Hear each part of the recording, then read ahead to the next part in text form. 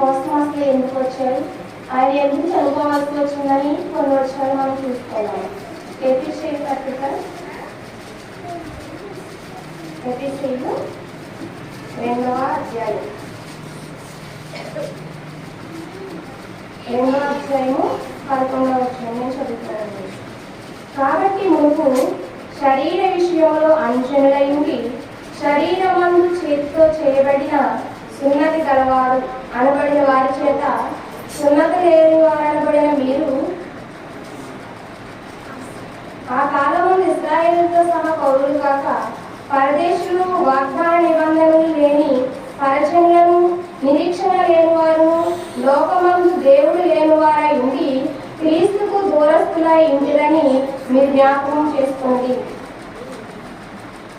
అయినను మునుపు దూరస్తులైన మీరు ఇప్పుడు క్రీస్తు యేసునందు క్రీస్తు రక్తం వలన సమీపస్తులై ఉన్నారు.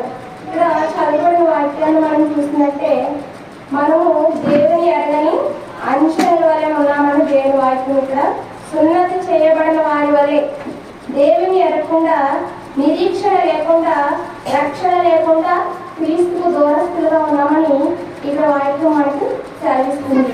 అందుకే దేవుడు మనము దేవుని అడిగిన ప్రజల కింద, దేవుని అడిగిన వారి కింద అన్ని చెలవలే చీకటి క్రియల్లో, చీకటి బంధకాలలో ఉన్న మనందరినీ కూడా దేవుడు రక్షించడానికి ఈ లోకానికి వచ్చాడని ముందుగా మనము తెలుసుకోవాలి. మనము అన్ని చెల వలె అంటే మన దేవుడు అంటే మనము ఎరగలేదు, అంత ముందు ఎవరని మనందరూ తెలుసా? తెలియదు. దేవుణ్ణి ముందు మనము అసలు ఎందుకు దేవుడు మన కోసం వచ్చాడనేది మనం జ్ఞాపకం చేసుకోవాలి. రక్షణ లేని వారి వల్లే లోకస్తులుగా దేవునికి దూరమై ఉన్నారు కాబట్టి దేవుడు మన కోసము ఈ లోకానికి వచ్చారు. అలాగే రెండవదిగా యెషయా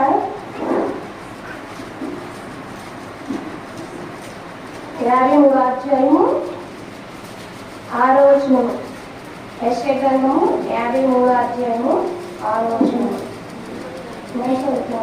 మనందరము గొర్రెల వలె త్రోవ తప్పిపోతుని, మనలో ప్రతివాడు తనకి ఇష్టమైన త్రోవను కలిగెను, యెహోవా మన అందరి దోషం అతని మీద మోపెను. మనందరము గొర్రెల వలె అంత త్రోవ తప్పిపోయి మన ఇష్టానుసారంగా, మన ఇష్టం వచ్చినట్టుగా సమయాన్ని, మన ఇష్టానుమైనటువంటి క్రియలకు, మన ఇష్టమైన పనులకు మన సమయాన్ని, దేవుని సమయాన్ని మనం దొంగిలిస్తున్నాం. కాబట్టి మన త్రోవ తప్పుకోకుండా దేవుని యొక్క కృపలో మన అందరము భద్రపడాలని దేవుడు మన కోసము వచ్చారు. అలాగే ఎందుకు